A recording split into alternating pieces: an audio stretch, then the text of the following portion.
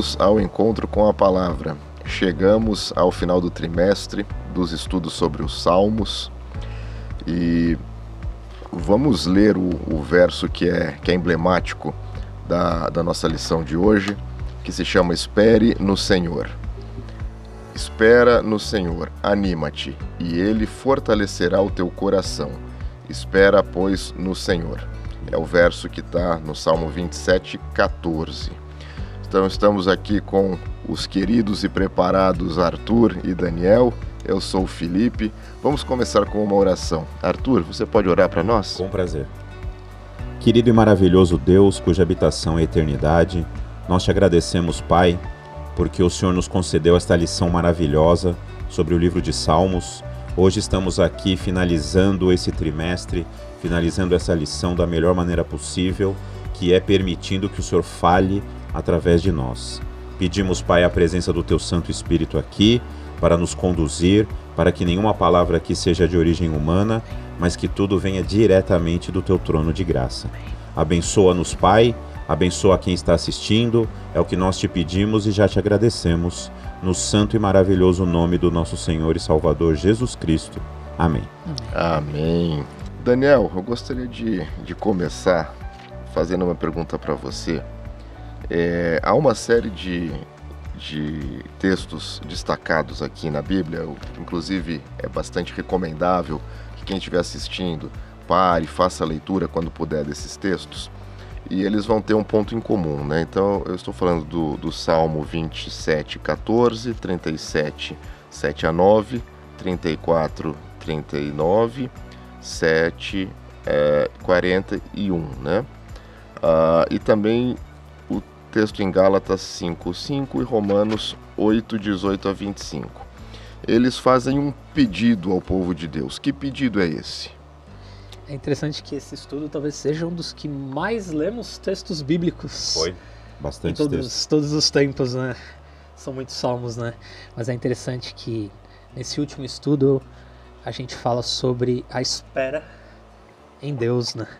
E eu vou ler apenas o Salmo 27, 14, que diz: espera pelo Senhor, tem bom ânimo, fortifique-se o teu coração. E ele repete: espera, pois, pelo Senhor. Esses salmos nos chamam a aguardar, a esperar, mas não apenas esperar sentado e parados, né? Esperando com bom ânimo, esperando com alegria, esperando nos fortalecendo uns aos outros, descansando em Deus, confiando em Deus, porque essa espera vai ter um resultado final, e esse resultado final é fantástico. Amém, amém. Tem a ver com fé, né? Tem a ver com confiança, não é esperar de braços cruzados, né, como o Daniel disse, mas é ter fé de que tudo que Deus revelou para nós vai acontecer, né? E descansar e trabalhar para que mais e mais pessoas conheçam essa verdade. Uma fé em ação, né? Exatamente. Porque o nosso conceito de espera humano é aquele que Sentar, a gente vai em algum aguardar. lugar e fica ansioso, espera, e muitas vezes por algo ruim, né? Às vezes um médico, às vezes um atraso numa viagem, uma fila de banco, um voo, alguma coisa assim, né? Então a gente sempre associa a espera a algo negativo, às vezes, né? Ou a algo que gera ansiedade na gente, a espera por um presente, a Ninguém espera por gosta uma de data, esperar, a espera né? por uma festa. Esperar é ruim, mas Deus diz: tem bom ânimo, porque a espera é boa. A espera em trabalho, em ação, em missão. Exatamente. É isso aí. Eu acho que é muito reconfortante, porque, assim, como vocês disseram, a ideia de esperar, ninguém gosta. Não mas, agrada. além de esperar o Senhor, é esperar no Senhor, Exato. é com o Senhor, é com o conforto, a segurança, a proteção do Senhor. Os salmos, efetivamente, né, eles são orações que nos confortam e também nos instruem. Exato. Então, Arthur, eu queria saber de você o que o Salmo 131 ele nos ensina sobre o nosso relacionamento com Deus, justamente essa questão de esperar no Senhor. É exatamente isso, né? Fala: Senhor, não é soberbo o meu coração, nem altivo o meu olhar. Ou seja, já há uma transformação aqui, né? Porque o nosso coração é soberbo e o nosso olhar é altivo por natureza. Não ando à procura de grandes coisas, nem de coisas maravilhosas demais para mim.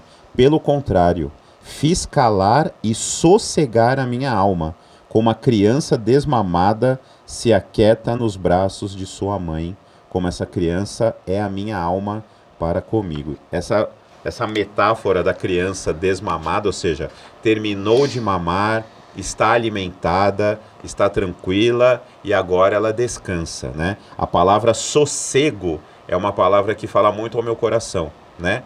Porque as pessoas, elas andam desassossegadas. Por quê?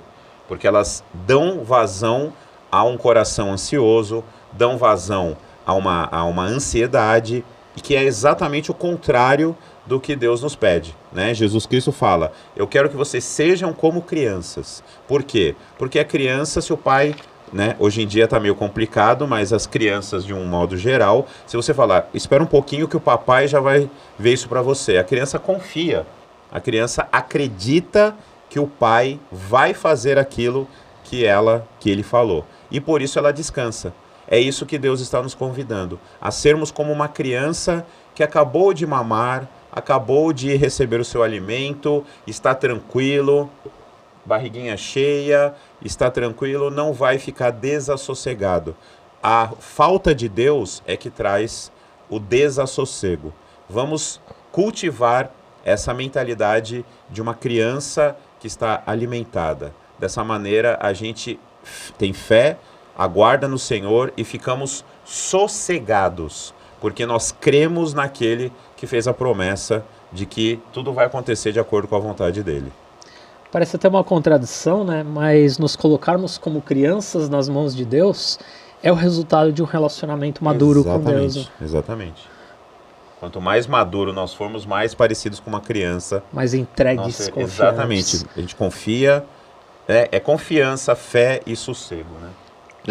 Isso é muito bonita, essa figura de linguagem, justamente porque, como vocês disseram, né, a criança que está suprida ali nos braços da mãe, por que ela está tranquila? Também porque ela sabe que quando ela precisar novamente, ela vai ser suprida de novo, né? É uma confiança, é um relacionamento que está se criando. Exatamente. Né? Se nós estivermos maduros, nós também sabemos que sempre seremos supridos, né, se estivermos descansando nos braços do nosso Pai. Exatamente. Então, o esperar no Senhor também é um descanso, né? Sim. Então, ele é um esperar gostoso, né? Tem promessas, né? Nós vamos falar sobre isso ainda.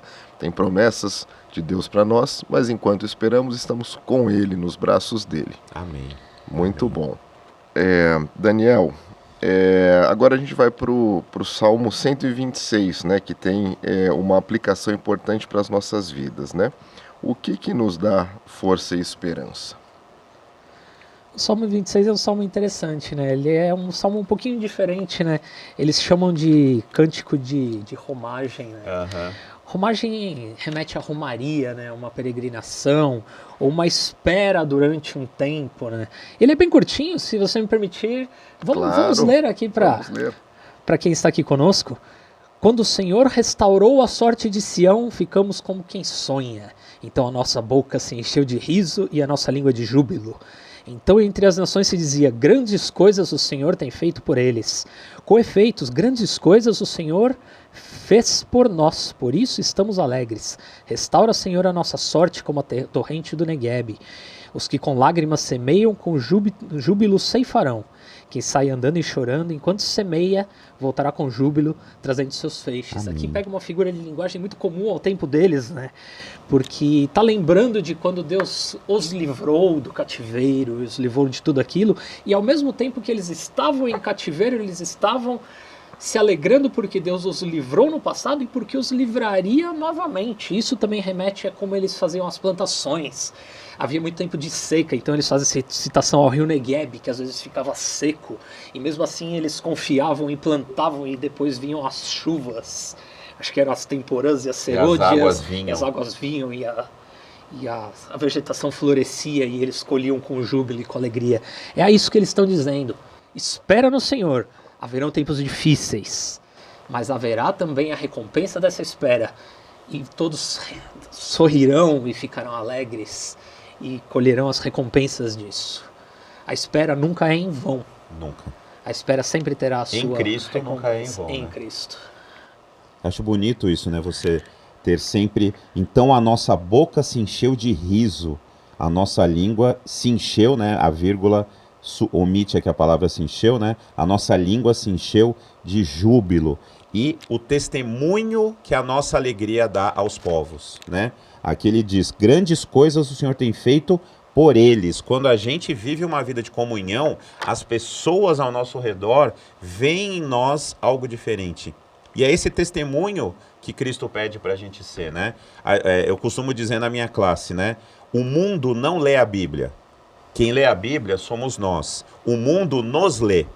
Então, quando o mundo vê em nós a alegria de pertencermos ao Senhor, aí elas vão dizer, eu acho que é legal esse negócio de estudar a Bíblia, de ter comunhão com Deus, de esperar nele. Eu vou porque eu vejo o que Deus faz na vida do Daniel, o que faz na vida do Felipe. Então eu gosto do que eu vejo neles. E aí isso me estimula, porque esse Deus do Daniel e do Felipe parece ser um Deus legal. Parece que ele traz alegria, ele traz júbilo à vida das pessoas. Então, por isso eu vou querer fazer parte disso também. É muito bonito ver a questão do testemunho aqui no Salmo 126, né? Sim, sim. Quando vivemos em Cristo, somos usados constantemente, diariamente. Sendo. Amém. E essa questão, né, de celebrar o que Deus fez por nós, né, e ter a certeza do que Ele ainda fará, é uma coisa muito importante. Eu, pessoalmente, né, já me peguei pensando, né, será que isso vai dar certo? Será que eu vou passar por essa angústia? E é quase uma ingratidão, né, porque quando você pensa que Deus já fez coletivamente e pessoalmente por mim, né, pela coletividade que eu pertenço, não deveria ter dúvidas, né? Não só porque ele já fez, mas basta ele prometer, né? O temor a Deus garante que a gente tem esperança. E quando a gente está maduro, quando a gente está confiante, né? A gente celebra, né? O que foi feito e tem segurança do que ainda será, né? Mesmo que a gente não entenda plenamente, né, como será. Mas ele já fez, ele é um Deus que eu posso confiar, então mesmo que eu não esteja vendo, eu vou confiar no que ele já prometeu. Exatamente, é um Deus amoroso e de sabedoria. Então... E galardoador, né? É muito interessante, né? A gente tem uma música muito famosa aqui no Brasil, né? Que se chama Romaria, né? Exatamente. Ela conta a história de uma pessoa que semeava com lágrimas, ela falava da sua vida sozinha, daquela vida dura, daquela vida difícil, né? E depois ela pedia a uma santa de uma outra denominação, uma santa católica, que iluminasse a vida dela, né? Mas é aquela história da vida sofrida que semeava com lágrimas e ao final de tudo colhia com sorrisos, alegria, né? com alegria. A história de uma romaria, de uma vida, de uma espera, de uma transição. Há muitos salmos de romagem, né? Porque eles estavam constantemente indo a Jerusalém para as festas judaicas, as festas do santuário, né? Então quem morava longe tinha esses salmos de romagem que eles iam entoando ao longo do caminho para que aquilo fosse fortalecendo e fosse dando testemunho aos mais novos, né? Olha, o papai e a mamãe estão cantando essa música, eu quero aprender porque eu também quero louvar a Deus com alegria e júbilo como os meus pais, né? Sim, isso me lembrou uma vez, né, que um pastor num estudo comentou justamente, né, que os salmos são canções. Exato. Então as pessoas iam em grupo, né, cantando os salmos, porque além de revigorar a esperança, também era proteção, né? Os salmos pedem proteção. Então iam em grupo ali para que nada acontecesse na viagem. Cantada, né? Era uma oração pedindo proteção, pedindo esperança, dando exemplo. Transmitindo a história entre gerações. Exatamente. Na mente, né? Falamos sobre isso, né? As lições do passado, como as novas gerações precisam entender como Deus já atuou para que elas saibam que Deus vai continuar atuando, que elas podem confiar que não é uma coisa, é coisa de velho, é coisa dos meus pais. Não, é algo presente na nossa vida e que Deus vai atuar sempre em nosso favor. Muito bom. Vamos agora para o Salmo 92, Arthur. Vamos lá. Um salmo que destaca aspectos do sábado que são muito importantes. Quais são esses aspectos? É muito interessante porque o Salmo 92 também é um salmo de romagem e é um salmo que remete ao sábado. Vou pedir a licença aqui também para ler, para a gente perceber as conexões que o salmista faz com o descanso sabático, né? Bom é render graças ao Senhor e cantar louvores ao teu nome, ó Altíssimo, né? Que dia é melhor para fazer isso do que no sábado, né? Entre irmãos, entre aqueles que a gente ama. Anunciar de manhã a tua misericórdia e durante as noites a tua fidelidade, com instrumentos de 10 cordas, com saltério e com a solenidade da harpa, né? A questão musical, né? O louvor durante o culto sabático, né? Pois me alegraste no Senhor com os teus feitos, exultarei nas obras das tuas mãos. Quão grandes, Senhor, são as tuas obras, os teus pensamentos, que profundos. O inepto, né, a pessoa que infelizmente ainda não compreendeu, o inepto não compreende, e o estulto, né, o tolo, não percebe isso. Ainda que os ímpios brotam como a erva e florescem com os que praticam iniquidade, nada obstante serão destruídos para sempre. Aqui uma mensagem da destruição dos ímpios, né? Algo que muitas religiões renegam. Não, Deus vai salvar todo mundo, Deus é amor. Ele é amor, mas ele vai salvar quem quer ser salvo, né? Quem se dispõe a estar em comunhão com ele. Tu, porém, Senhor, és o Altíssimo eternamente. Eis que os teus inimigos, Senhor, eis que os teus inimigos perecerão. Serão dispersos todos os que praticam a iniquidade. Porém, tu exaltas o meu poder como o do boi selvagem. Derrama sobre mim óleo fresco. Os malfeitores que contra mim se levantam. Os meus olhos veem com alegria os inimigos que me espreitam. Os meus ouvidos se satisfazem em ouvir dos malfeitores que contra mim se levantam. O justo florescerá como a palmeira, crescerá como o cedro do Líbano, plantados na casa do Senhor florescerão nos átrios do nosso Deus. Na velhice darão ainda frutos, serão cheios de seiva e de verdor, para anunciar que o Senhor é reto, ele é minha rocha, e nele não há injustiça. A conexão com o sábado é maravilhosa, porque o sábado, como o próprio nome, Shabat, significa descanso, né? A gente interrompe as nossas atividades normais, diárias, para se entregar completamente ao Senhor, para que Ele nos restaure, para que Ele nos traga novamente o sossego, a fé, a esperança, né? Para que eu espere. Durante o sábado, eu abro mão das minhas atividades normais, para que eu possa estar em comunhão com esse Deus que vai me fortalecer como boi selvagem, né? Vai me fazer como a rocha. Isso é muito importante. E eu fico imaginando eles cantando isso para que no sábado essas verdades se fizessem presentes na vida deles, né? Como é bom a gente guardar os mandamentos de Deus e deixar que esse sossego faça parte da nossa vida. Excelente. E a gente vê uma convergência aqui, né, do que estamos falando, justamente porque o esperar no Senhor, que é descanso, e o sábado é o momento no tempo, não no espaço, no tempo que se renova a cada ciclo, semanal, onde nós vamos vivenciar esse descanso plenamente. Amém.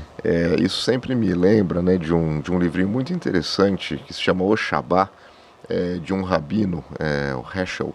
Ele já foi usado, inclusive, em lições anteriores, né? Um dos vídeos que nós gravamos, ele foi mencionado. E ele sempre tem um exemplo que, para mim, é muito emblemático dessa questão do descanso no sábado, que é sobre uma família de judeus que estava fugindo durante a Segunda Guerra. Era uma família que tinha posses materiais, eles perderam tudo, né? Muita coisa. Tinham que fugir, se esconder, estavam com a vida em risco. E durante a fuga, o que dizem que a matriarca da família, quando chegava o Shabá, ela falava assim: ufa, chegou o Shabá, nós não vamos precisar pensar em nada que está acontecendo com a gente, vamos só descansar, no meio de uma fuga depois de ter perdido tudo. Então esse é o significado do Shabá, não é aquela correria aqui que nós vamos fazer, né? E um outro elemento aqui que eu acho bastante interessante, Arthur, do que você falou, né, sobre a questão, Deus vai salvar todo mundo. Efetivamente, Deus já salvou todo mundo. Ele quer salvar todo mundo. Por meio do sacrifício, né, do seu Filho, né, o Cordeiro sem pecados, que está intercedendo por nós, inclusive. Mas o aceitar, que é a nossa parte, não é simplesmente falar, beleza, eu aceito, no dia da salvação eu volto e apareço aí, não vou ter relacionamentos, Deus, com você. Mas valeu por ter me salvado. E não vou querer saber também o que você espera de mim. né? Então, valeu, tô dentro. E justamente o esperar no Senhor não é esperar o Senhor, é no Senhor. No Senhor, então, em comunhão com Ele. Você aceitou um relacionamento, você aceitou um processo de santificação, você aceitou inclusive o desafio, né, a incumbência, o privilégio de participar da obra. Exatamente. Né? Então não se salva pela obra, né, mas é um requisito, na verdade, natural, né? O aceitar é o pacote completo. Exato, justamente. Exatamente isso, né? É muito interessante que às vezes a gente esquece um pouquinho do significado do sábado, né? Do descanso do sábado, do refrigério do sábado. E acho que eu já falei isso já em uma lição alguns anos atrás, né? A gente trabalha a semana inteira naquela loucura, aí a gente dorme tarde na sexta-feira, aí chega no sábado de manhã, aí a gente acorda atrasado, aí o telefone toca, a gente não quer levantar, aí as crianças precisam ser arrumadas, a gente toma café, toma banho, se arruma, sai pra igreja atrasado, chega em cima da hora, senta, assiste um culto, não presta muita atenção, depois vai pra classe das crianças, depois volta, depois almoça com um amigo, depois fala, peraí, temos que ir pra um JA, temos que ir pra uma apresentação de um conjunto, temos que fazer não sei o que, chegou a noite, ufa! Acabou o sábado, vou descansar agora. Deixa eu descansar. Isso é triste. Aí a gente inverte, né? Completamente. Aquilo que o sábado deveria ser, né? O sábado deveria ter aquela mesa em família, em amigos, onde a gente pode se abrir, onde a gente pode aprender com a experiência um do outro, onde a gente pode se confortar, Exatamente. a gente pode se conectar com Deus de uma maneira real. Santificar, né? É o que diz o mandamento. Exatamente. A gente não tem santificado o sábado. A gente pode ter um relacionamento vertical e horizontal com o nosso próximo, Amém. né? O sábado é fantástico por causa disso. Por isso que ele é mágico, maravilhoso. Por isso que o salmista está aqui falando desse cântico de romagem, que é um preparo para o descanso.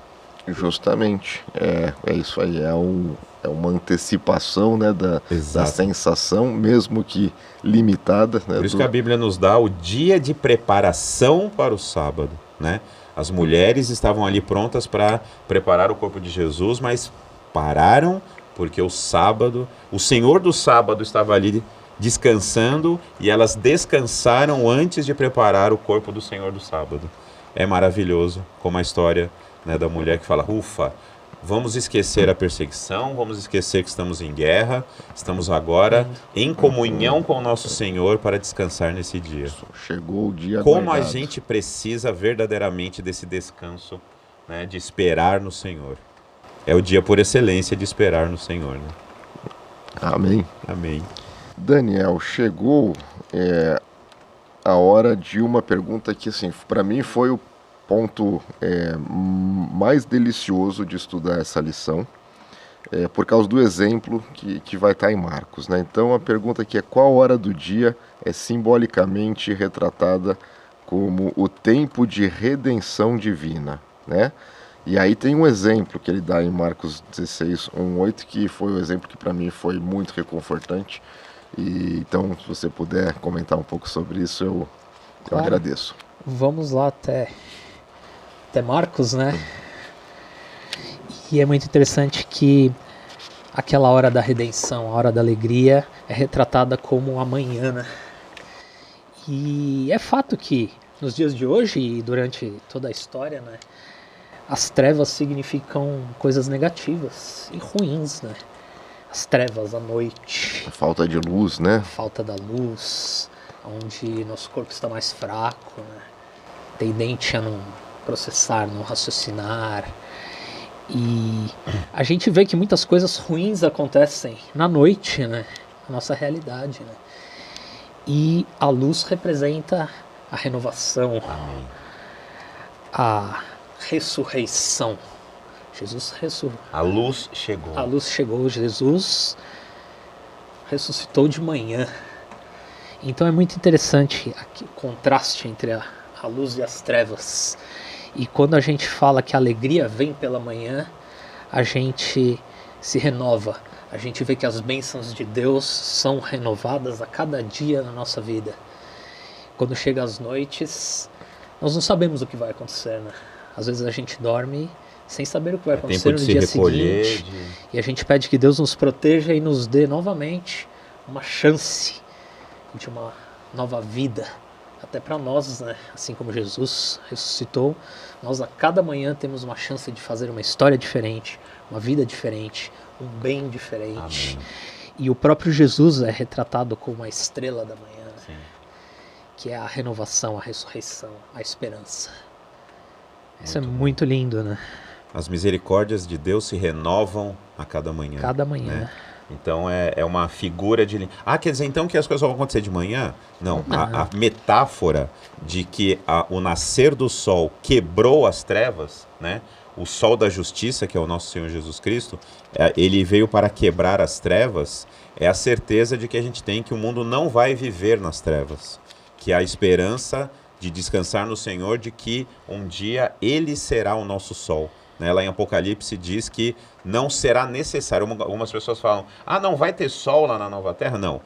João diz que não será necessário. O sol pode estar lá, mas a luz que emana do nosso Senhor será muito maior. E essa luz já pode hoje emanar para nós. Se nós quisermos, essa escuridão deste mundo já pode ser quebrada pela presença do Senhor na nossa vida, né? Isso então, esse exemplo ele é muito bonito porque ali após a morte, né, de Jesus por meio do sacrifício, bom, as pessoas como nós são falhas, elas não entendiam muito bem o que estava acontecendo, então imaginem, né, o desespero de ter perdido, né, o seu mestre. Exato. E aí aquela escuridão, as trevas, né, e aí na manhã a ressurreição de Jesus, né, para confortar.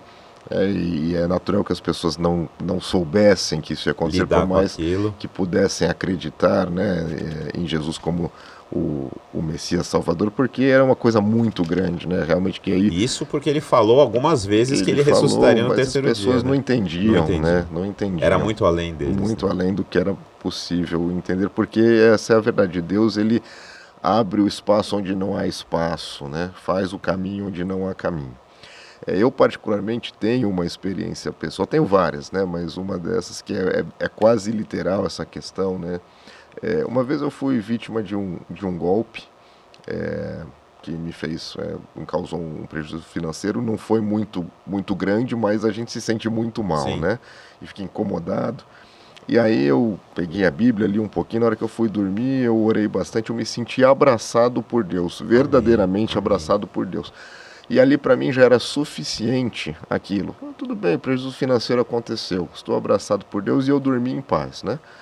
Eu não sei se foi 2 dias depois, acho que não foi de manhã, eu recebi uma compensação que não tinha relação com aquele golpe, inesperada e que supria o que eu tinha perdido, assim, praticamente na equivalência. Independente de ter acontecido, eu já estava abraçado por Deus, né? Porque é aquele negócio, a gente... perde dinheiro, mas continua rico. Exatamente. Porque a riqueza não é material. Eu não sou rico materialmente, mas... Mas Deus quis ampliar ainda mais exatamente. O abraço que ele já tinha te Sem dado. ter dinheiro, eu já sou rico. Amém. É isso, nós já somos ricos, justamente porque nós estamos nesse descanso, né? Então, a oportunidade de viver isso, né, é muito reconfortante. Amém. Muito reconfortante. Que abraço, hein? Que abraço. Exatamente. Deus gosta de nos dar presentes, né? Muito, né? De nos abraçar. E algumas pessoas chamam isso de teologia da prosperidade, pelo contrário. Não, muito pelo contrário. Emocionalmente, aquilo que você recebeu, essa compensação, trouxe a certeza de que Deus está no comando, de que Ele cuida de você, de mim, de todos nós, e que a gente pode conviver sempre com essa certeza. Né? Foi o acabamento, né? Assim, a recompensa foi o abraço. O tapinha, né? Ele abraçou e aí deu aquele tapinha só para... O acabamento foi, olha, tá tudo bem, meu filho. Eu tô no comando, tá? Fica tranquilo. E o que a gente está vivendo aqui é muito pouco perto do que vamos ver com ele. E aí é justamente isso que nos leva à nossa última pergunta, Arthur, que é o seguinte, né? Qual que é o fim da nossa espera? O que é que nos foi prometido? Olha, há promessas incomensuráveis na Bíblia, né? A principal de todas é a volta do nosso Senhor e Salvador Jesus Cristo, né? A luz do mundo, o pão da vida, né? O Rei eterno, ele vai voltar para acabar com toda essa história de escuridão que este mundo de pecado nos trouxe, né? Depois da volta de Jesus Cristo, nós teremos aí 1000 anos de muita informação, de muito esclarecimento, como você acabou de dar no seu exemplo. Deus, ele tem prazer, ele não precisa, ele é soberano, ele podia dizer, olha, é isso e ponto final, mas ele vai fazer questão de dar todas as explicações necessárias para que a gente um dia possa dizer: valeu a pena esperar.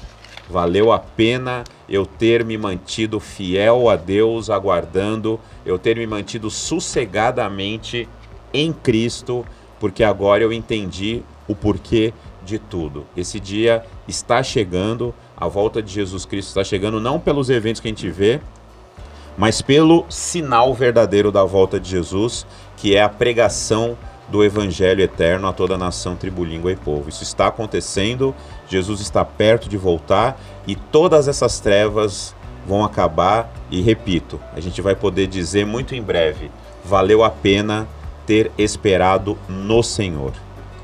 Amém. Amém. Então eu vou seguir aqui para o nosso encerramento.